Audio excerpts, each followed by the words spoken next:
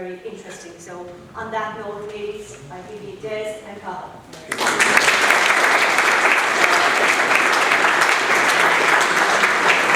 Good evening. I hope everybody can hear me okay. It's Jane's fault, it's not my fault.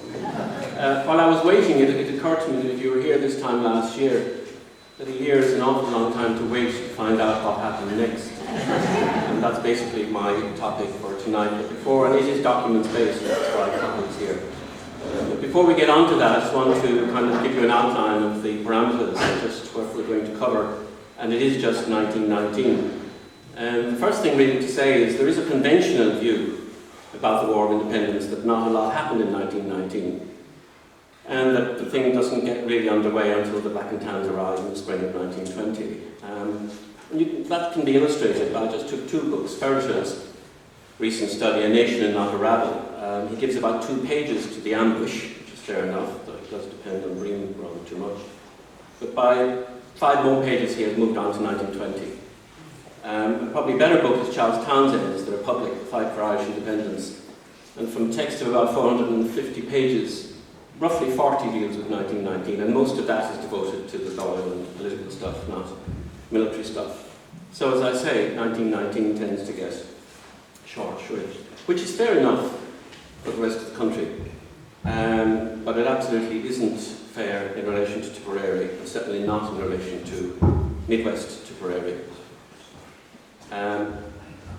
It's easy to remember the big things that happened in 1919 because there are basically 5. 3 are really big and 2 not so big. The 3 big ones have national impact, the 2 smaller ones have more local impact. The 3 big ones obviously are the Soloheadbeg Ambush, which is the 21st of January, the Knocklown Rescue, which is the 13th of May, and then the Ashtown Ambush, which is the 19th of December, so it covers the whole year.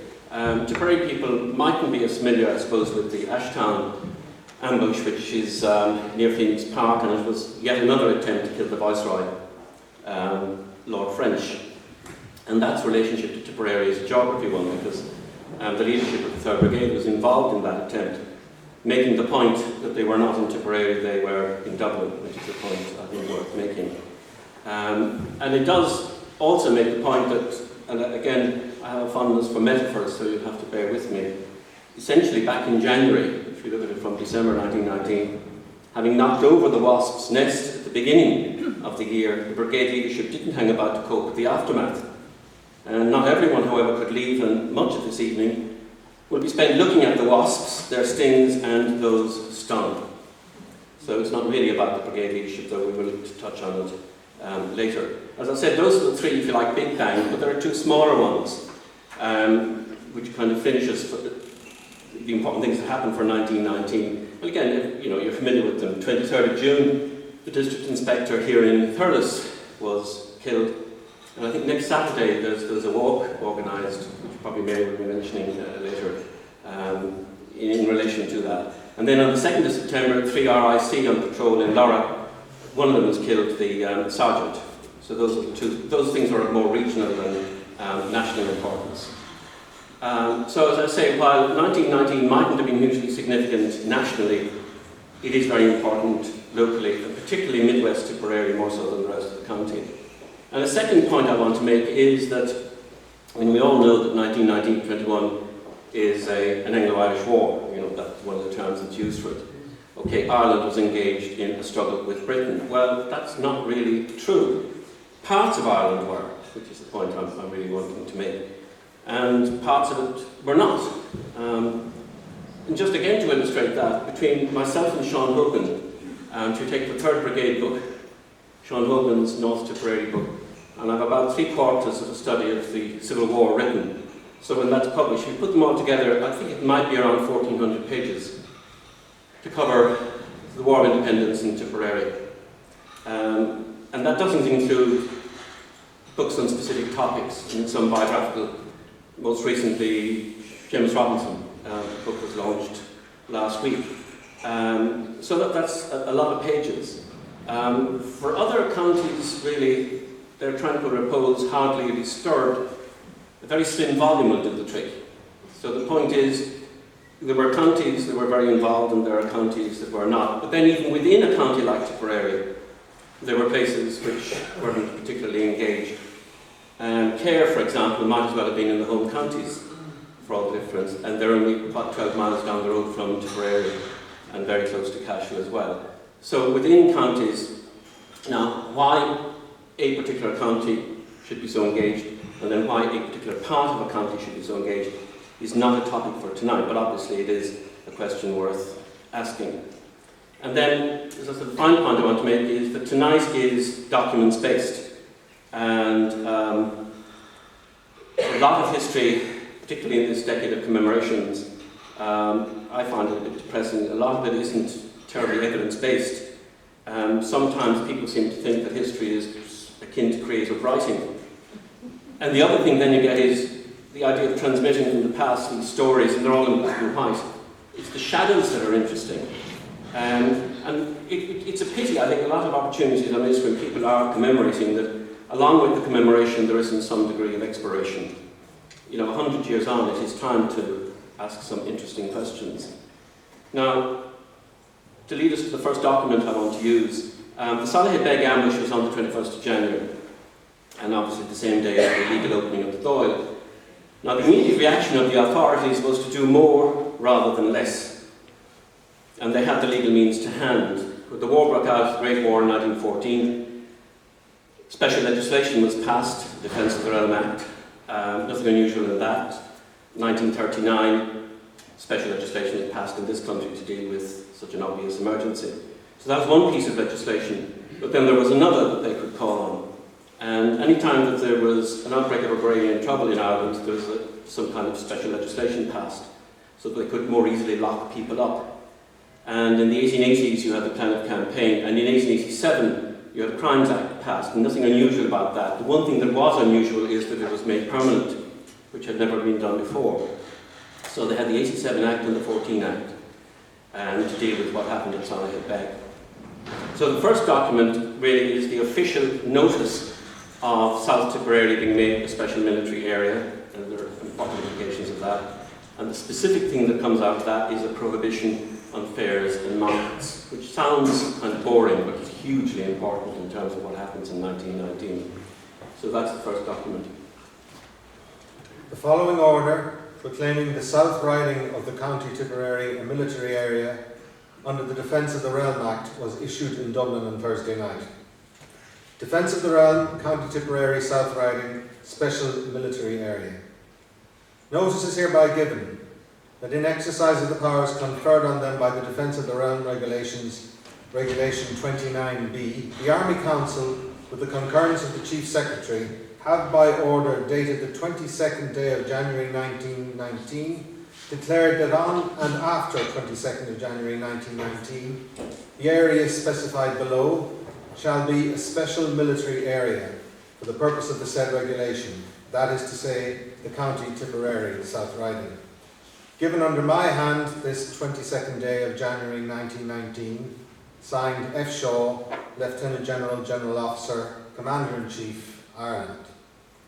Public assemblies, fairs and markets prohibited.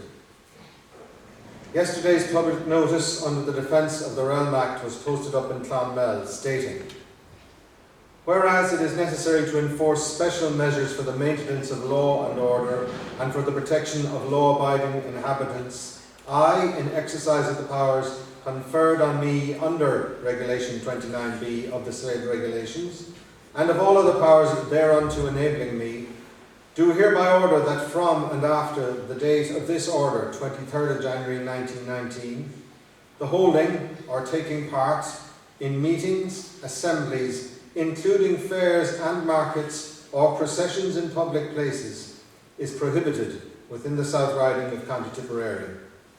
Brigadier General Prescott Dessie's DSO, competent military authority. Thank you. My argument is that that's the thing that changes everything rather than what happened the previous day.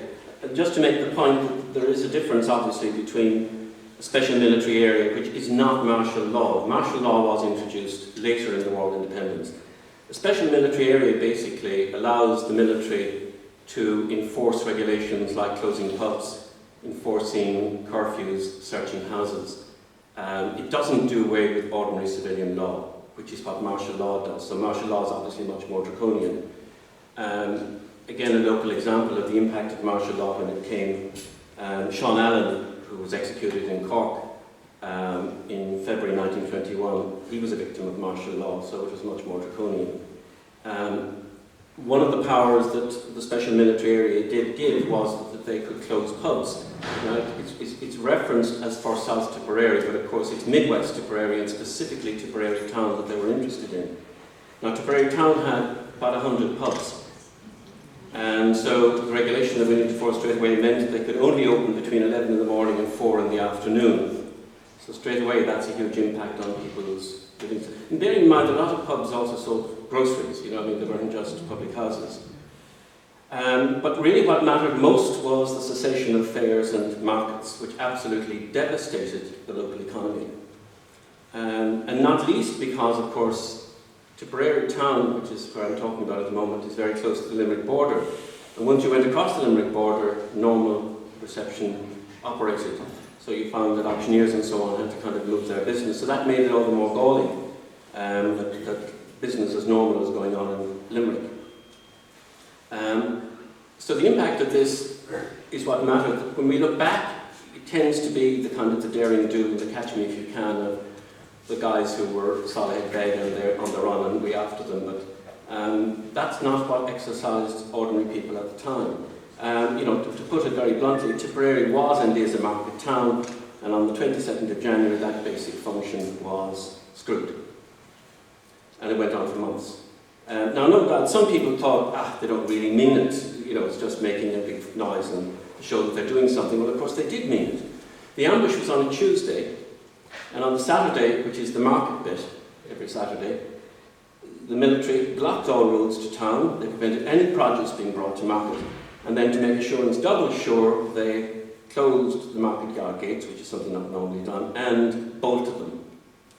And the following Tuesday, which is exactly a week after the ambush, there was a fair organised for Emily. So 100 soldiers in full battle array were dispatched to make sure there was no fair at Emily. And the one that amuses me most, because this, you know, I'll just give you some very few examples. A dance in Cappawhite Parish Hall, and for that they dispatched dozens of troops, but you know, then it was Cappawhite, so so this went on for months and had a huge impact on economic life and on social life. The first real hit was the second Tuesday in February, because that was the date of the monthly fair. The absolute core of Tipperary's prosperity and business, 12 monthly fairs, initially 4 and then they got, so it was a monthly fair, it's the second Tuesday. And so the February was the first one that was prohibited. And again, to make sure, by that stage I'm sure the message had gone out, but to make sure all the roads to the town were blocked. And you know, as somebody who reported at the time, you can imagine the streets of a fair day, with the livestock on the streets and so on. The streets wore a dreary and deserted aspect. So, huge impact. Now, so the Soloheadbeg ambush was a surprise, and the ambush was the responsibility of a handful of individuals, okay, we were agreed on that, and the press and the church were shocked, okay. But a not unreasonable question is how and where this insurrectionary spirit was cultivated, and how widely was it shared? Which brings me to my second document. Now, 2 days after the Soloheadbeg ambush, the Gaelic League branch in Tipperary Town held its third AGM. So again, just to get the dating right, the ambush is Tuesday, this is Thursday. And the fact that it was just the third AGM, of course, tells you something, because the Gaelic League has been there a lot longer than that. After 1916, of course, the Gaelic League branch in Tipperary split, which is part of a long-established tradition of organisations splitting. And so the new branch was the Patrick Pearse branch, which of course told you all you needed to know about them. The president of the new breakaway branch was Frank O'Mara, long local tradition, and his ambitions were not small. Now, the agenda for the AGM was all about what today would be termed identity politics. And of course, in that regard, nothing was more important than the Gaelic League. In the published reports of the AGM, of course, there's nothing in that about the ambush 2 days previously. Now, I wasn't at the AGM, but I'm sure that is all anybody was talking about. Now, the second document is from the report of the AGM, And what it does is it stresses differentiation, using language as the primary manifestation of that difference. Now, okay, this is Ireland, so you shouldn't be shocked, of course, that there's a gap between aspiration and performance. This is all about the Irish language, our soul's glory, but of course business is in English, as it was at their AGM. So this is an extract from that meeting on the Thursday. Mr. O'Mara addressed the meeting and reminded them that during the past year they had gone through some very trying times. At no period of their history was their people as a nation subjected to so many trials and dangers, and he congratulated the members of the loyal way they kept together and continued the work of the Gaelic League. Their work was to learn the language and not alone learn it, but speak it. They were not to stop at that. Their work was to create an Irish Ireland atmosphere in Tipperary, so that when a person came into it, he knew the spirit of the Gael was alive there. The Gaelic League was proclaimed a dangerous organisation. This proclamation did not create the effect intended. The classes were never better attended, and at one time the committee were at their wits' end to deal with the influx of members. The first thing they got themselves to abolish was foreign dancing at their céilí. This was an uphill fight, as Irish dancing had completely disappeared in the town and no one could be found to teach it. They now had Irish dances galore. 2 plays were also produced, O'Donnell's Cross and A Nation Never Dies. These were a great success. Thanks. Now, the play that was mentioned there is of interest, O'Donnell's Cross. It's a play written by somebody called Lil McManus, and it appears to have been a kind of standard play in English that Gaelic League branches performed. Its interest to us is that there is a photograph extant, which has been reproduced a few times, it's a group photograph of the cast of that particular production that he mentioned.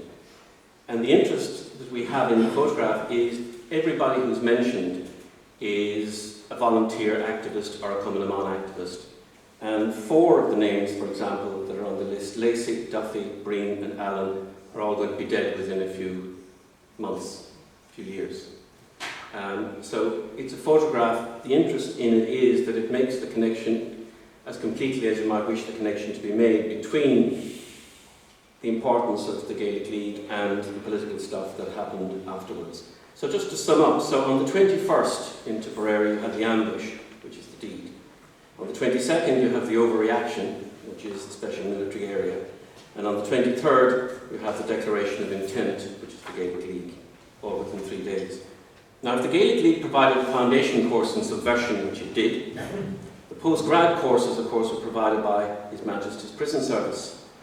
And of course, this was in the nature really of a kind of a double blow, because firstly, being selected for incarceration was itself an indication that you might be a high flyer in revolutionary circles.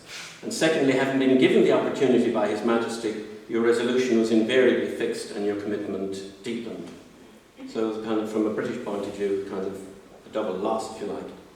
Now, in 1919, some of those perceived as high flyers had been arrested the previous year as part of the so-called German plot, which was a concoction by Dublin Castle to give them an excuse to arrest Sinn Féin leaders and so on. And so it was basically round up the usual suspects, and many of those then were released. Well, they were all released the following year. Now, one of those who was rounded up was Frank Drummond he was the head of Sinn Féin in Clonmel. And he was released in April 1919. And there was obviously a degree of publicity about him. It was very well known, particularly from his role in 1916 locally. And he gave an interview. And most of his interview, because he was in Gloucester jail, which is where Pierce McCann was and died, a lot of what he said in the interview focused on McCann, which of course made excellent propaganda. So this is just an extract from his interview when he was released. The conditions there when the influenza broke out were astonishing. No provision of any kind was made to stave off the epidemic, even when some of the warders had fallen victim to it. Among prisoners, McCann was placed on the safe list. The least expected, however, happened, and Mr. McCann, one of the strongest of the lot, succumbed. His death was a fearful blow to his fellow prisoners. Pearse was beloved by all. His life in prison had been one of exceptional holiness. It was Pearse who recited the rosary 3 or 4 times a day, made the visitations of the cross at night, and invariably led the way at all prayer ceremonies. One of the things I find intriguing is, that evidence and lots of other evidence points to that he was exceptionally pious. And had he lived, it would have been interesting to see how he would have been able to reconcile that degree of piety with the kind of blood and guts of the war as it developed in 1920 and 21. Not everybody was able to go along with what happened, and Frank Drummond being one, I suppose, example, and O'Dwyer, I suppose, Eamon O'Dwyer being another. So it would, anyway, he didn't live on to see it, but it would have been interesting. Then as now, most people have political opinions, but most people are busy getting on with day-to-day living.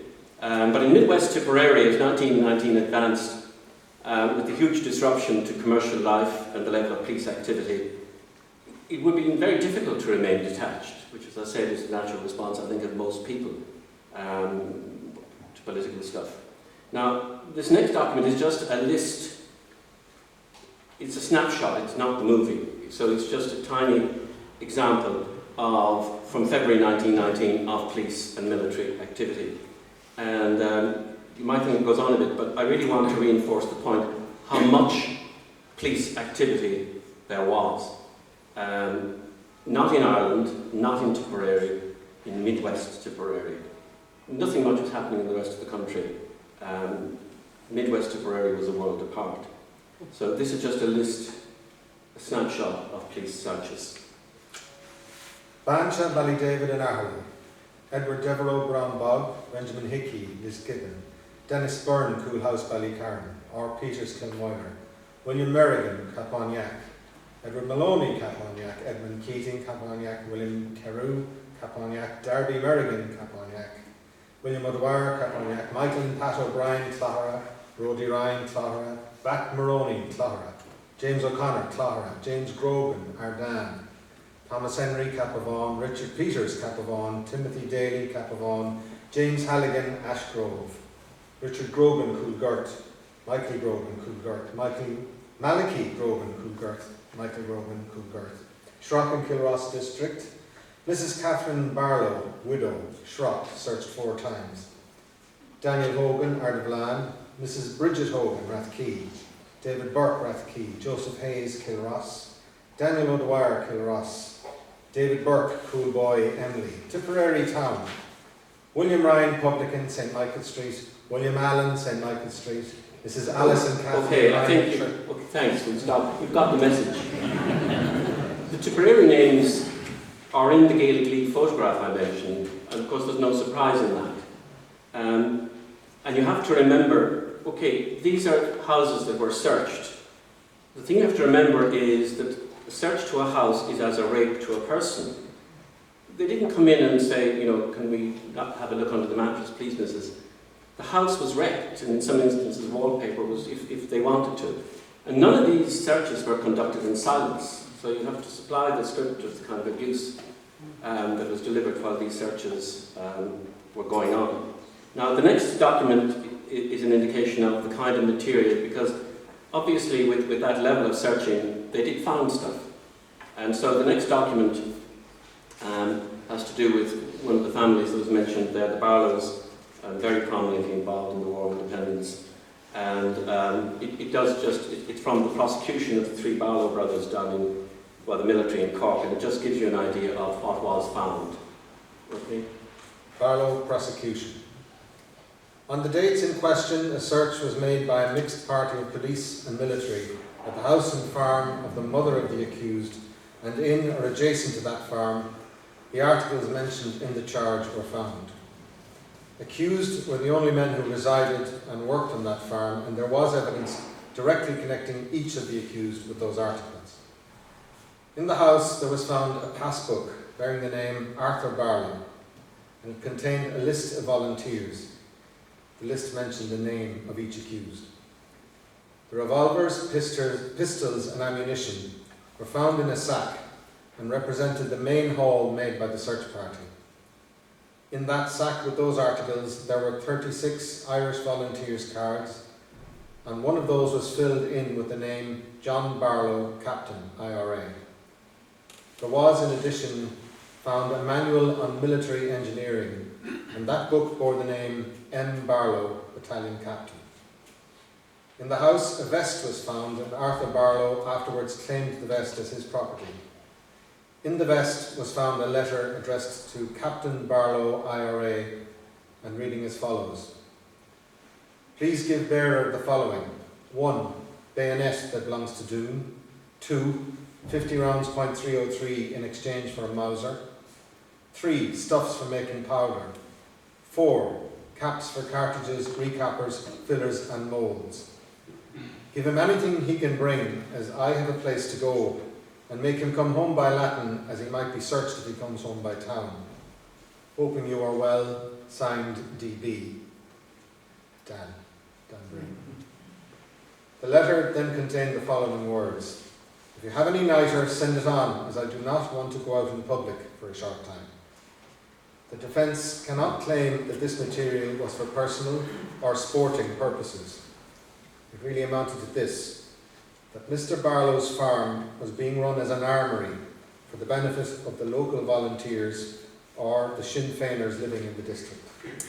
Okay, so 6 different policemen gave evidence about finding the various items, and the best that the defence solicitor could do was plead that John Barlow was a young lad of 17 or 18, that his health was bad, and that he was no longer involved with the volunteers. Well, that was the defence lawyer doing what he was paid to do. But for the brothers' part, they made clear that they saw themselves as soldiers of the Irish Republican Army, which is one of the early uses of the IRA terminology, not the volunteers. And of course, they refused to recognise the court. This is still 1919, so it's before the war becomes very intense. The authorities are exasperated by what at this stage they really see as kind of play acting, and of course the usual few months incarceration is delivered. As I said, it's still quite early. Now, if the struggle was for the hearts and minds of the general population, so you had the impact on commercial life, which I've mentioned, and then you had the impact on ordinary life with these ceaseless searches. And then added to that, number 3, you have the PR disaster of the police, knowing whom they were looking for, no secret about that, and they then resorted to kidnapping children to try and get information as to the whereabouts of the leadership of the brigade who were quote-unquote absent from home, which was the phrase that was often used. Now, there was no point, of course, going after Robinson, because Robinson had no family in the area. For Tracy, they talked to the farm workers.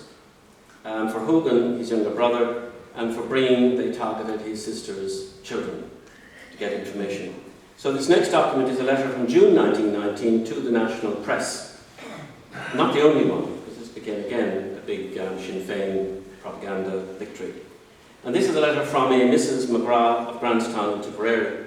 Now, she was Breen's sister, and though that would only resonate now, at the time that the letter was published, the name would have meant nothing to anybody. If we just have seen that the police in Midwest Tipperary were going crazy, which is a technical term for being at their wits' end, which they were. So this is her letter. Mrs. McGrath says her boy was coaxed and threatened alternately. To the editor of the Freeman's Journal, dear sir, will you kindly publish the following statement of the awful treatment of my little boy by the police in Tipperary?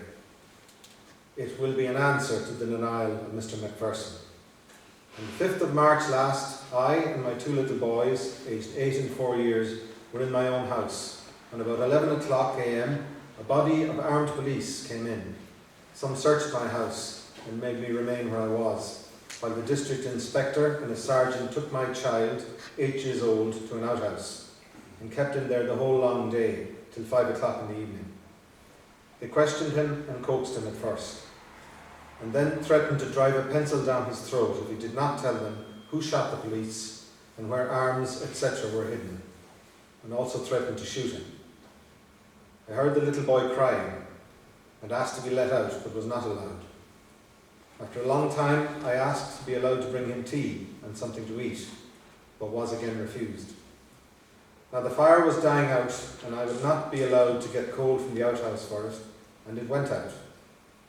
Meantime, my husband came home for his dinner, and was held up outside and searched and questioned and kept for hours.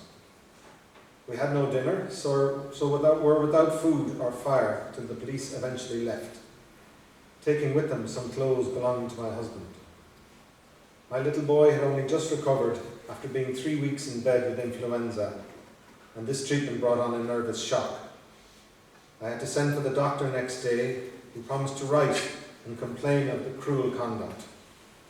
Both my boys are terrified of police since. Yours truly, Mrs. McGrath, Grantstown, Tipperary, June 23rd, 1919. Right, well, you can imagine the child would be fairly terrified of the police. Now, the reference at the beginning of that to Mr. Macpherson. Macpherson was Scottish MP, and he was the Chief Secretary, so the chap who was charged with lying for the government in the Commons. Mrs. McGrath, of course, wouldn't have known him or about that. So that's not a letter that she constructed unaided. Again, it's part of the Sinn Féin propaganda effort, and undoubtedly was very successful. Now, the point about the saturation policing that we're talking about is that you get lucky.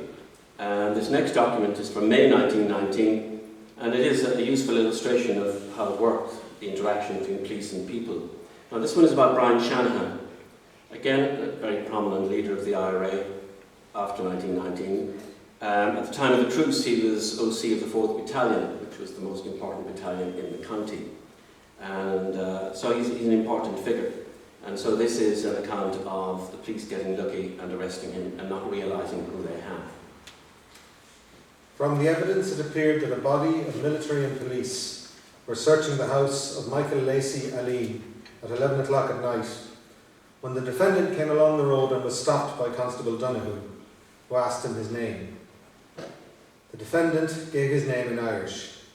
The constable then asked him what he was doing on the road, and the defendant replied, "What does it matter?" He refused to give any further account of himself.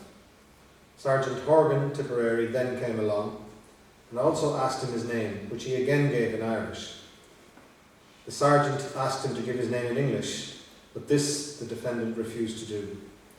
Sergeant Horgan left the defendant on the road in charge of a party of military and proceeded with a party of police to search the house of Thomas O'Dwyer, Boghole, Ali. The house was unoccupied, but a key, which the police stated they found in the possession of the defendant, opened the door, which was locked.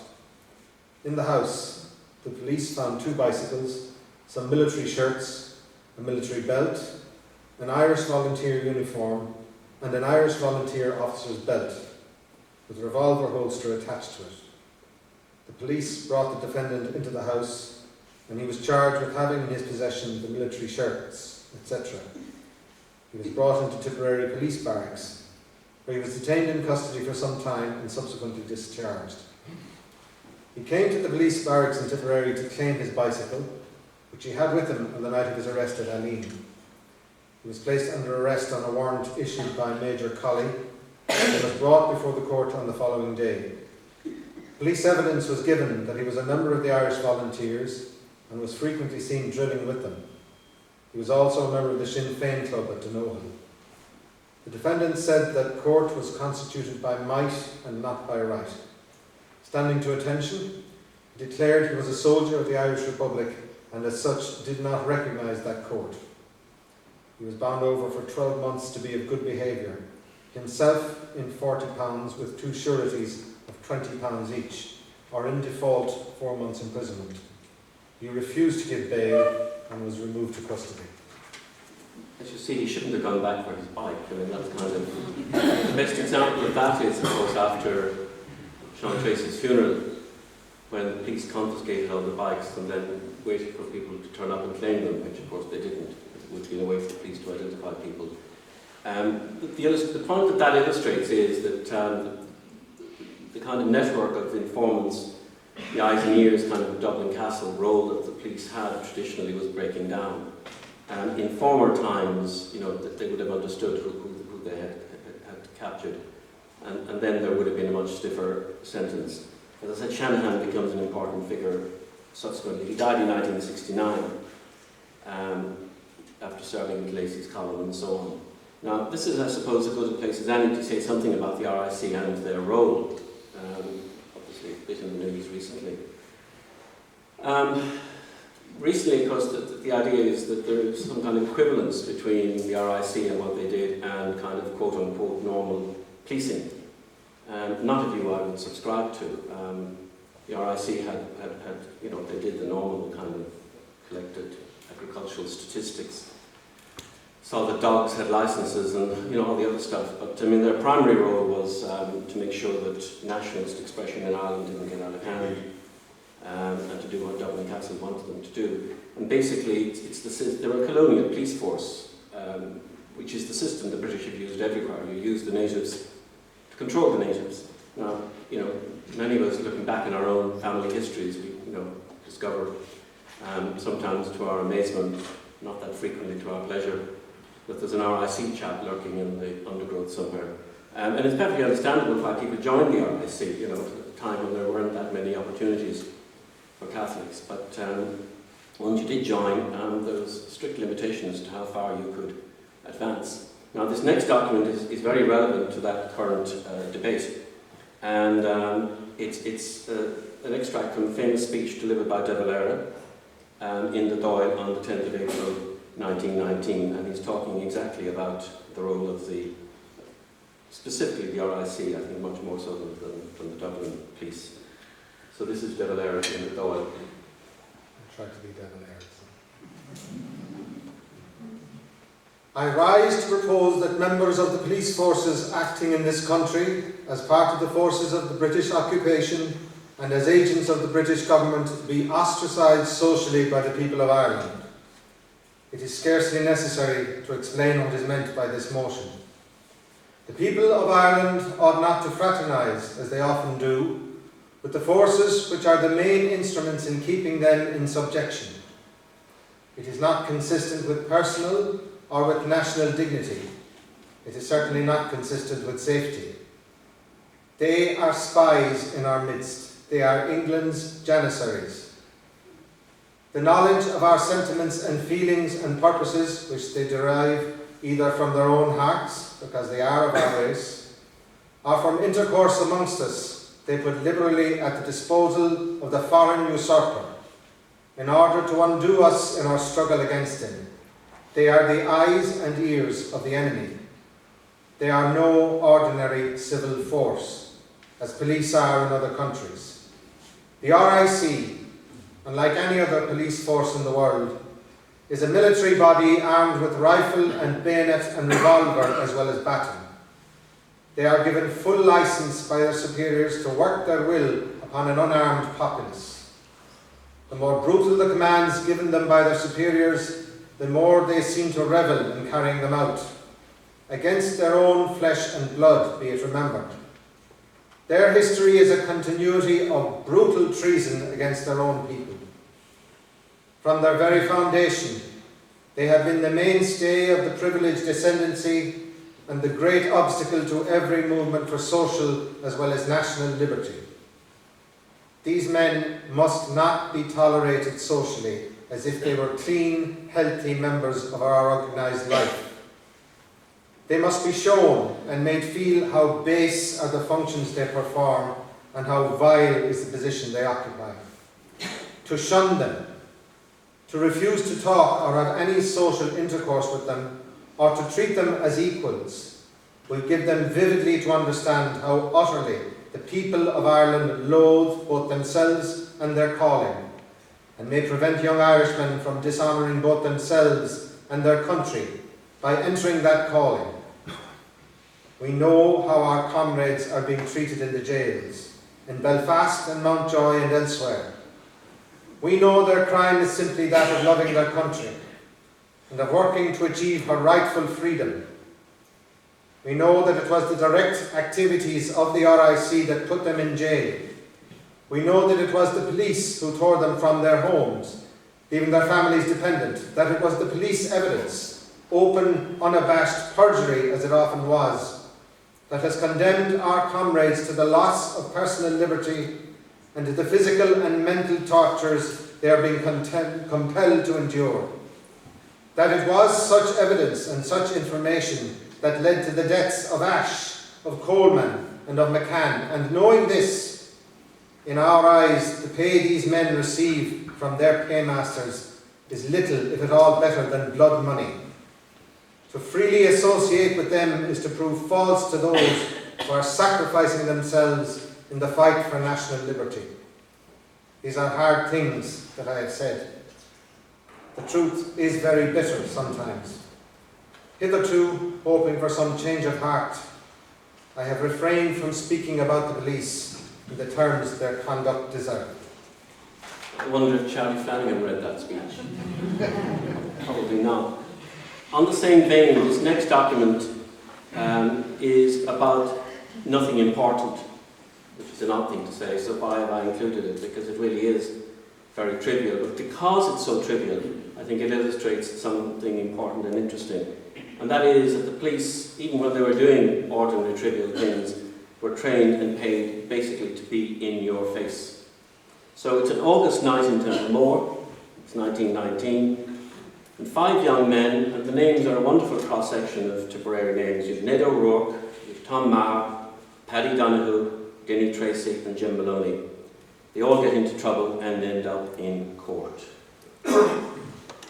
Head Constable O'Sullivan deposed that at about 10 minutes to 12, on the night of the 23rd of last month, he found the defendants coming up the street singing at the top of their voices. This was an unreasonable hour at night. They were not riotous or in any other way and ceased singing when the witness spoke to them. Mr. Kiley, town clerk and town court clerk, said he was requested by the Urban Council to ask the magistrates to deal leniently with the defendants. Mr. Maher, one of the defendants, said they wanted no mercy from the court at all, but they demanded justice.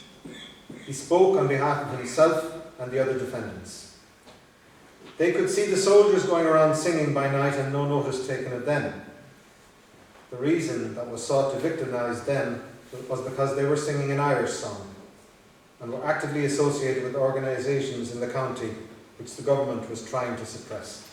Okay, you won't be surprised the case was thrown out, but it does illustrate, as I said, it's very trivial, just how in your face the police were. Now, I suppose they were to some extent motivated by 2 of their colleagues being killed in January, but the point is that it was how they were trained. You didn't have any discretion in terms of enforcing the letter of the law. The next document is rather more serious, and as I say, next Saturday, I think Sean Logan is bringing kind of a walking tour of Thurles, and it has to do with the killing of Michael Long, which again illustrates something interesting about how the police operated. Obviously, Michael Long was a district inspector, which meant that he was an officer, and he was a Catholic. Now, being a Catholic, the only way you got that level, because he did come up from the ranks, the only way you got that kind of promotion was basically you had to be more whatever was needed than your colleagues. It's a bit like the old argument that if a woman is to be promoted, she is to be better than all the men that are going. It's that kind of argument. And so the next document is an illustration. It's before he's killed, obviously, while he's still operating as a DI. And it's just an example of how he kind of leaned over backwards to please his masters in Dublin Castle. Now, a feature of the Gaelic League at this time, they organised cultural festivals. And in May 1919, there was such a cultural festival held at Inch. And among the people attending it were Ellis Blythe, obviously a big advocate of the language, Denis Morgan from Thurles, involved in local government in Thurles. But I think his primary claim to fame is that he's Dermot Morgan's grandfather, the Dermot Morgan, the late comedian, and Seamus Burke TD. So you had some prominent people there. And so this, basically, the next document is an account of Long's very much over-the-top reaction to what is a cultural gathering. Okay? Mr. Seamus Burke MP was speaking when the police and soldiers arrived by motor. The mountaineers received the visitors with hostile cries. The armed forces halted on the outskirts of the crowd, and Mr. Hunt, District Inspector, RIC, advanced to the platform. After listening for some time to the speech, he said to Mr. Burke that if he continued speaking in that strain, the meeting would be dispersed. There was uproar from the crowd, and Mr. Burke, said he would take responsibility for what he said. Mr. Burke then made a reference to the volunteers, to 1916, and to their readiness to make a dash for freedom, whereupon Mr. Hunt gave the order to fix bayonets forward. Police and soldiers then advanced to the platform, women and children panic-stricken being brushed aside.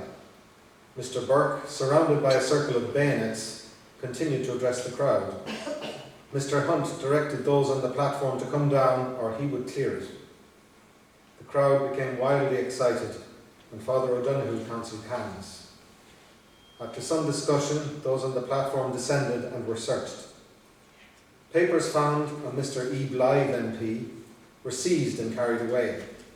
Messrs. Burke MP, O'Connor, GLO, and Eamon O'Dwyer, Cashel, were also searched. There was a perfect din of noises from voices and bands while the searching was going on. When it was over, the people were advised by their leaders to go away quietly, and they did so. Police and soldiers remained in the field for some time afterwards to prevent a reassembling. Okay, so for that and for other reasons, obviously having to do with not long, the Mid-Tipperary Brigade, Jim Stapleton and so on, decided to be rid of him. Now, the killing of Long is pretty well documented from all sides. And so this is just a brief account from one of the press reports. So this is the killing of District Inspector Michael Long. Hunt. The district inspector resided near the railway station in Thurles. He was married and leaves a widow and 3 children. He was about 50 years of age and served in various parts of Ireland and was promoted 5 years ago from the rank of head constable at Carrick-on-Suir and transferred to Thurles district. Yesterday was race day at Thurles and hundreds of people from adjoining districts were in town. District Inspector Hunt was in charge of a body of police and military at the racecourse, which is some distance from the town itself. On his return to town, shots rang out near the square and Mr. Hunt was seen to fall. He collapsed outside Stakeland's licensed premises where he lay for some time. Dr. Thomas Barry, a local MD, was summoned to the scene. Mr. Hunt appeared to be suffering great agony. He was moaning, heaving and breathing with great difficulty. From the first, there was little hope of his recovery and he expired about 10 or 15 minutes after the shots were fired. He was taken into the shop of Mrs. Scully, a newsagent in Bank Street. On examination, it was found there were 2 bullets in the back, one under the right shoulder and the other close to the left lung. One of the Thurles priests administered the last sacraments before Mr. Hunt expired. Now, the reference there that Carl just read about he being taken into the shop of Mrs. Scully, a newsagent in Bank Street. Now, it wasn't obvious to me, Bank Street is Slievin on Ring Road Street. It links the square with Duns, so that's the geography. That reference to Mrs. Scully is quite interesting because we know quite a lot about her. And that brings me to the next document. She's Catherine Scully. And like Michael Long, she was a Roman Catholic. And like Long, I keep saying Long, Hunt, I don't know where I'm getting Long, Hunt, one of the many Catholics who were part and parcel of the status quo, and of course suffered as a consequence. I mean, so this kind of is part of, if you like, the untold part of the national story about those Catholics who weren't on the winning side. Now, Catherine Scully's father, this is kind of a remarkable record, her father, her husband's father, her husband, his 2 brothers, their sons, and her son were all members of the RIC. And basically, this is from a document from the years after the War of Independence, when she tells her story because she's looking for compensation as to what happened to her. And it's a very interesting kind of personal document. It focuses on the individual story, and as I say, the losers in the struggle, and she was certainly one. On the death of my husband, who was District Inspector RIC at New Ross, where he died in 1915, I had 3 children, 2 girls and a boy. I wanted to start some business that would enable me to have the girls with me, and in some town where there were good schools. I found a house at Thurles, County Tipperary, and moved there in October 1915. I started a stationery and fancy business, and for a while was very successful. We worked very hard. My eldest daughter taught music and had a good many pupils. Each week our turnover increased. Then came the 1916 rebellion. For some time after, we did not notice much difference, but everything changed from the time my son went into the army in 1918, when he was 18. Then came the Soloheadbeg murders and the Knocklown tragedy, which made life unbearable and business impossible in County Tipperary. My son was now demobilised, and in June 1919, my very good friend, Mr. Hunt, District Inspector RIC at Thurles, was shot down in the street on the race day. My son went to his assistance, but nothing could be done, and he carried the remains into our house, and afterwards we did all we could for the widow and children.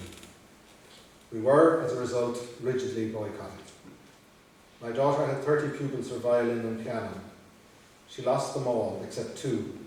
And you can imagine how bad things were when I tell you that even the priests at the cathedral would not say good morning to us.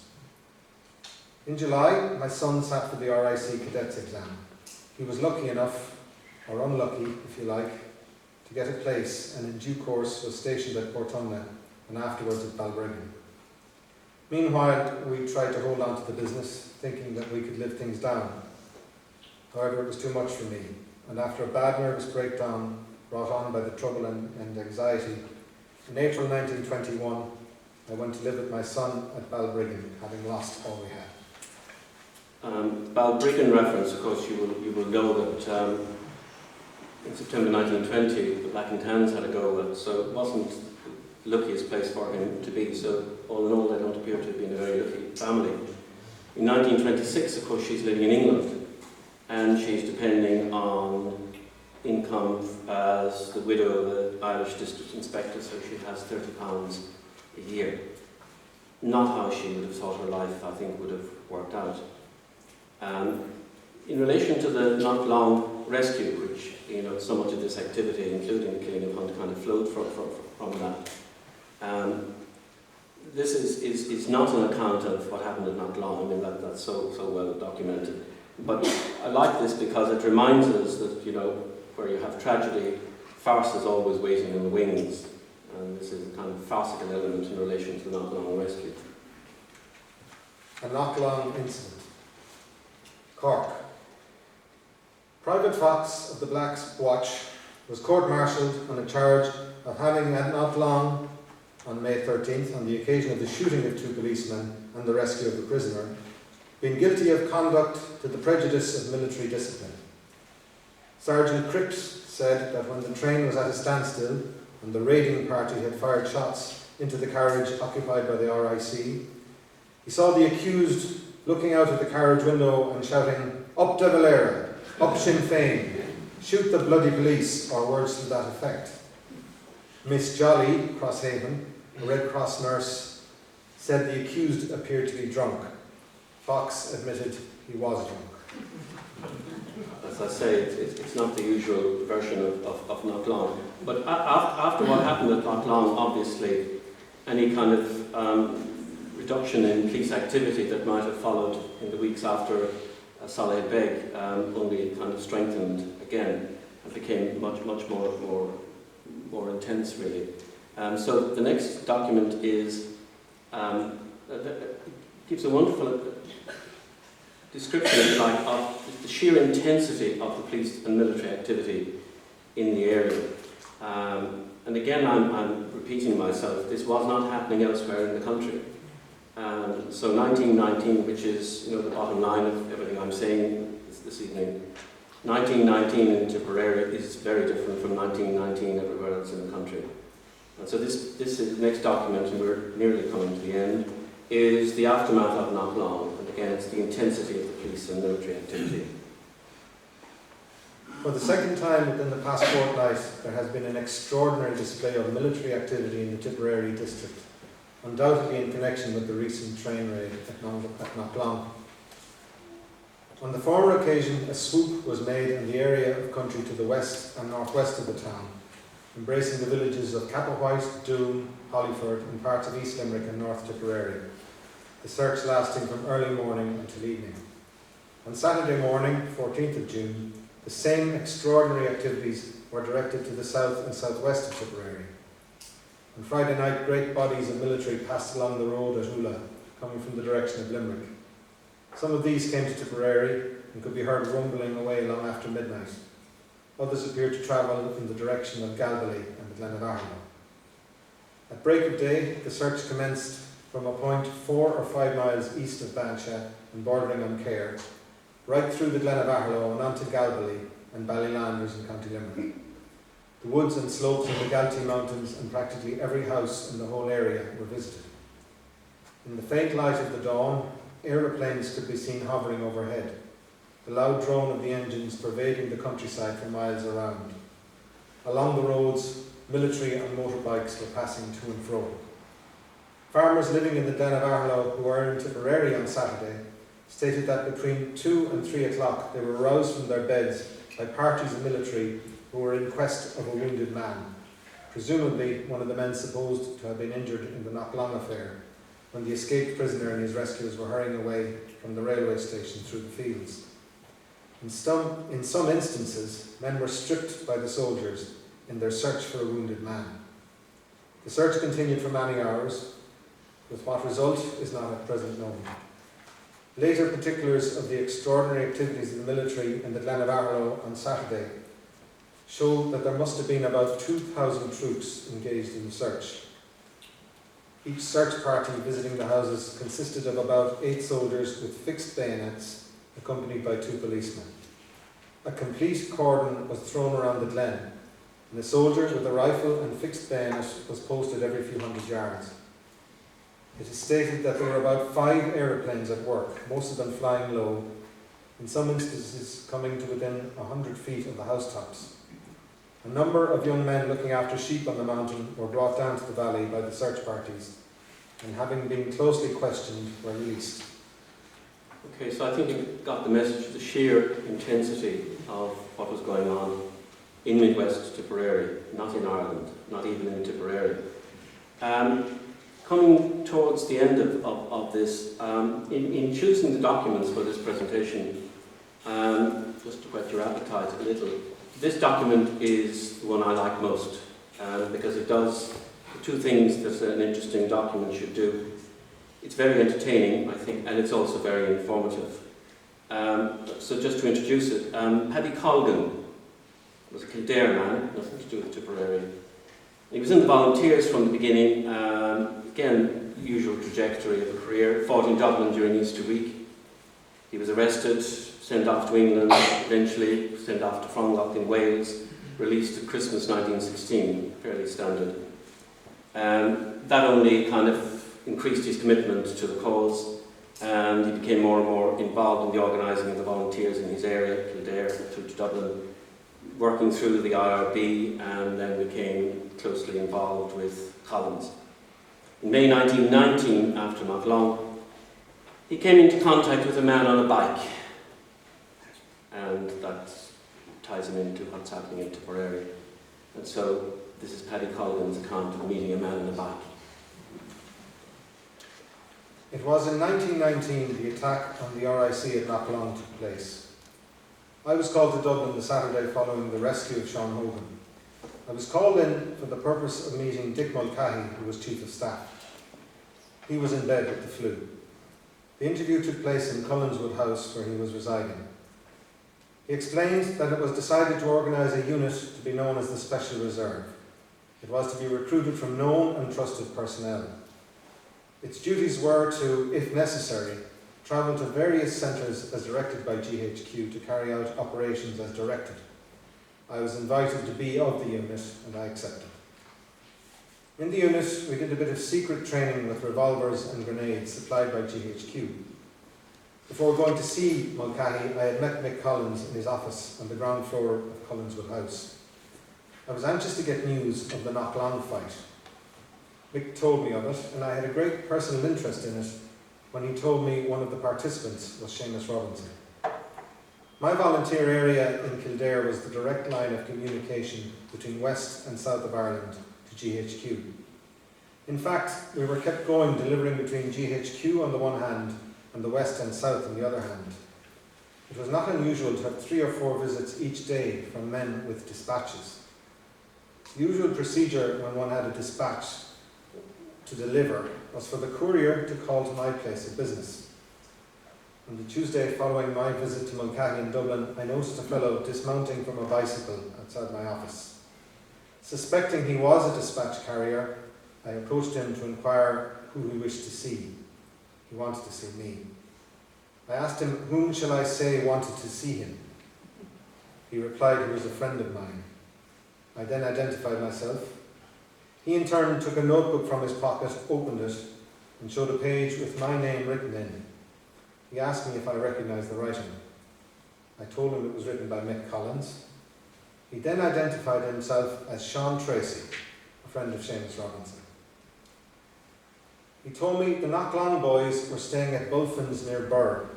That Bulfin, while anxious to keep them, was having a bad time lest they should be traced. Mick had sent him to me to settle them up for a few nights pending arrangements for the finding of quarters for them in Dublin. He wanted to move quickly from Burr, although I could not think of any place where they would be safe. I said to have him come along tomorrow. We may all have to sleep in one room, but I'll settle you somehow. We arranged a meeting place beside Maynooth Church for the following night. Donal O'Donoghue came to my assistance, and we were able to keep them for a week until Dublin had made arrangements. I was disappointed when Robinson went into Dublin direct to stay with the family from which his wife comes. Those who remained were Green, Hogan, O'Brien and Sean Tracy. Certain death awaited them if captured, yet a more cheery lot I had never met. It would not have been an easy matter to capture them. They were armed to the teeth with revolvers and grenades. We had great fun during their stay. Sean Tracy, whilst as full of fun as anyone else, spent a lot of his time reading small arms manuals. They finally moved into Dublin to Phil Shanahan, Corporation Street. They left their spare revolvers, ammunition and grenades in my charge.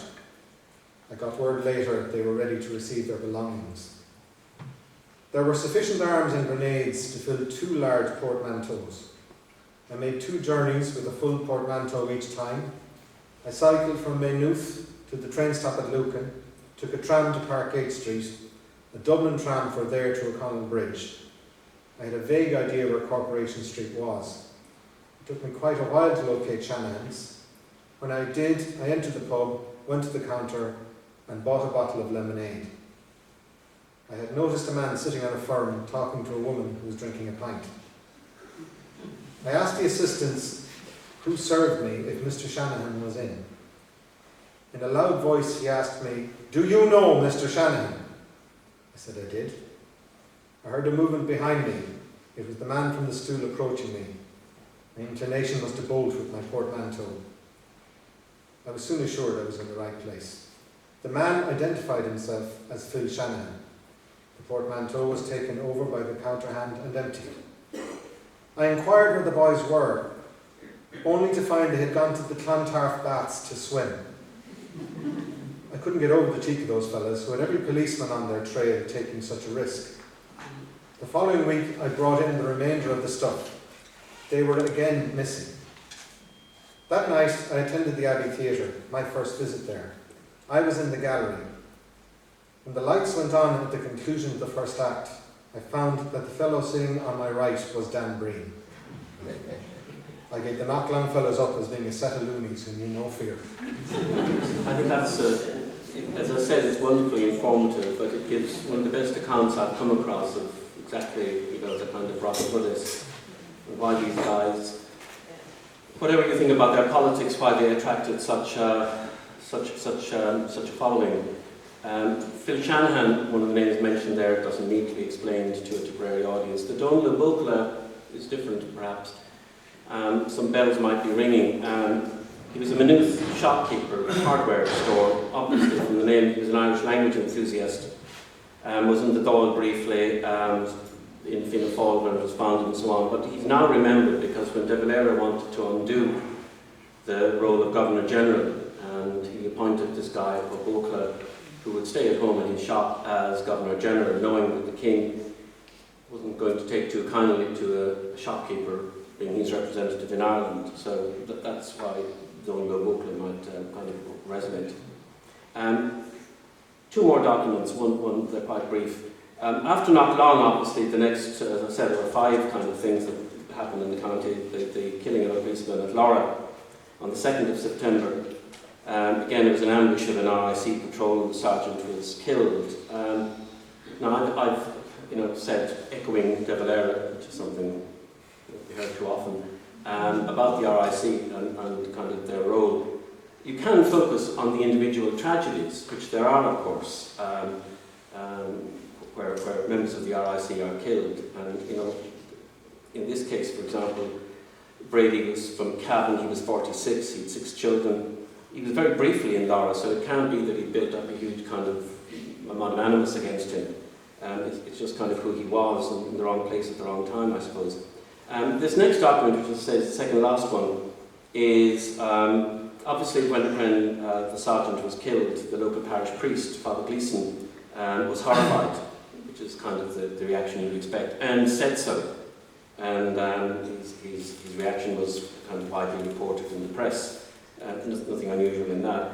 This next document is a response to his response, and it's a letter from another parish priest, a parish priest in Moat. So nothing to do with Tipperary, but he obviously had a different view of politics. And it's an indication of how by this time, because that's unusual that parish priests would break ranks like that, and that one would respond to the public press in disagreement. So it's an indication, as I say, how attitudes were changing in the country. So it's a brief document, and it's the letter by this parish priest in Moat. He's a Father McGee, responding to the parish priest in Laura, Father Gleeson.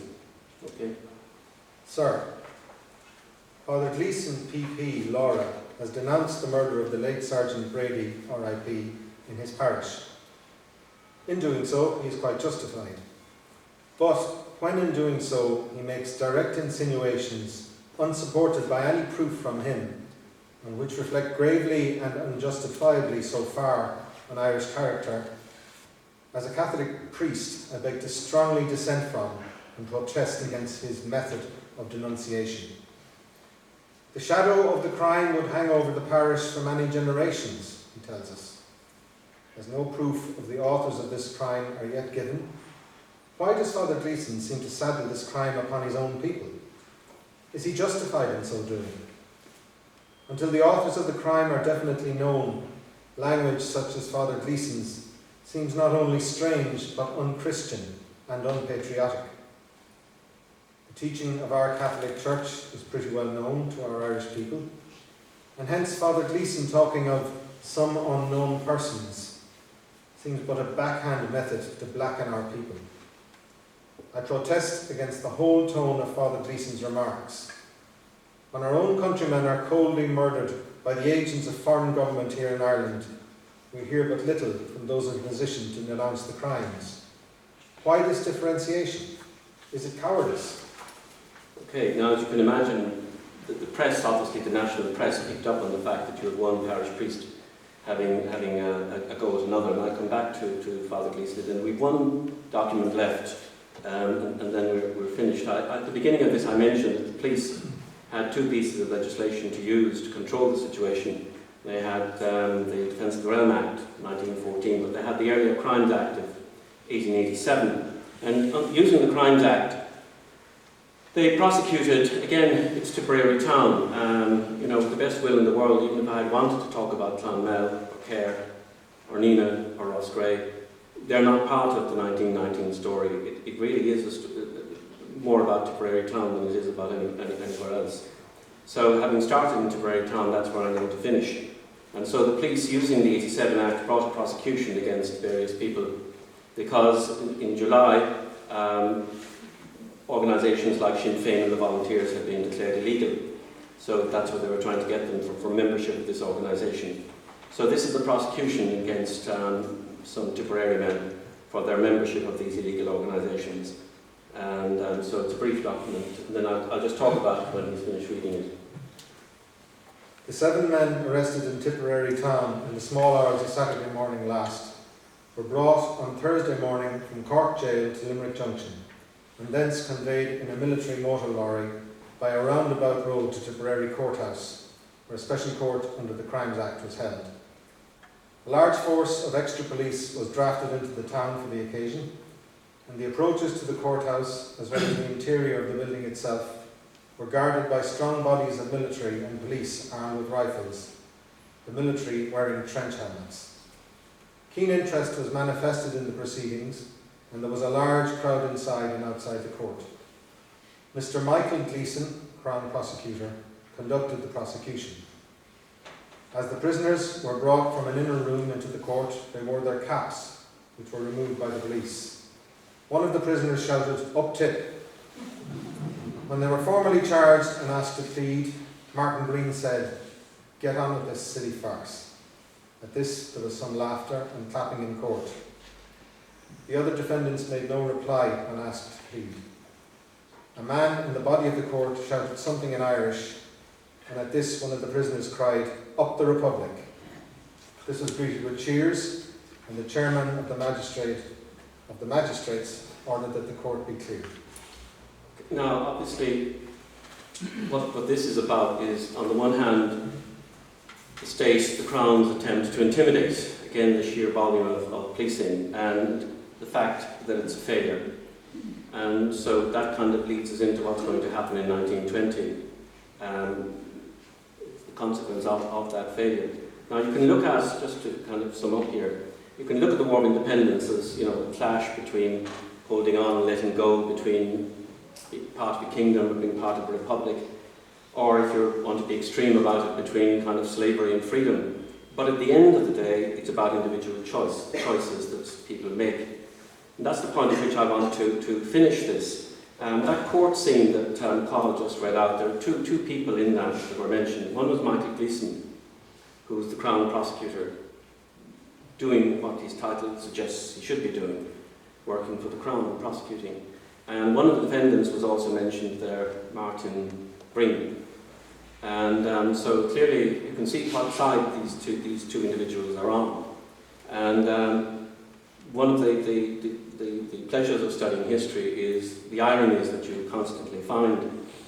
And irony I take to be the difference really between what's ideal and what's real, or what should happen and what actually did happen. So I just want to finish by contrasting these two. At the end of the day, people make choices, you can make up your own minds about it. Now, Gleeson was the Crown Solicitor, Crown Prosecutor for Tipperary. So he worked, and if you read accounts of a lot of the prosecutions during this period of chaps in the IRA, it's Gleeson who's doing the Crown's work. That was his job. Now, again, if you're from North Tipperary, I know there are lots of Gleesons in North Tipperary, but he's kind of that Gleeson. Couldn't be more middle class, couldn't be more privileged. His father was town clerk, I think, in Nina, quite well off, would have gone off to boarding school to be educated. Obviously he became a lawyer. Two of his sisters were nuns, two of his brothers priests. We've met one of those priests already because he's the Father Gleeson in Laura. Now he's mainly remembered because he wrote regional history books. It's not for any political stuff that we remember him. Very distinguished family. Michael Gleeson, obviously, when all his road working for the Crown was over, he went back to his legal career. I looked him up. He died in 1932. He was in his early 80s. A life of tremendous success. His son, District Justice, famous in his own way, again wrote histories, died in the 1960s, Dermot F. Gleeson, following the tradition established by his uncle, the priest. So it's about as successful and about as middle class, but in the war we're talking about on the wrong side, but managed to overcome the wrongness. And then you have, facing him in the courtroom on that day, you have Martin Breen, who's from Tipperary town, not working class, totally no advantages. A blacksmith. Now, blacksmiths at that time are interesting because they're on their way to becoming motor mechanics of necessity, so he's kind of between the two. He's in the photograph that I've mentioned several times, that Gaelic League photograph, and he was a very, very small man. So how successful he was as a blacksmith, I don't know. He suffered several periods of imprisonment. He faced Gleeson on several occasions.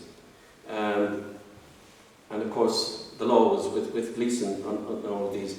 Breen took part in the Mountjoy hunger strike, which of course was very debilitating. And of course he didn't live to see old age. He was killed in 1923, in January.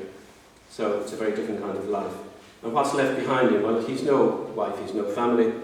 A decade later, his mother was a widow. Some of her children have had to immigrate to the United States because they can find no work at home. She's at home, she has 2 sons with her. Only one of them has a job. He's working as a motor mechanic. And so she's looking for some help from the state. And, well, after making her case, she gets a one-off payment of £112. Now, again, you can, I don't want to over-elaborate the irony, but Gleeson is on the quote-unquote losing side in the War of Independence. Breen is on the quote-unquote winning side. And then my last words, I once read somebody saying, that's the odd thing about revolutions. Very often the people that succeed are not the people who bleed. Thank you very much.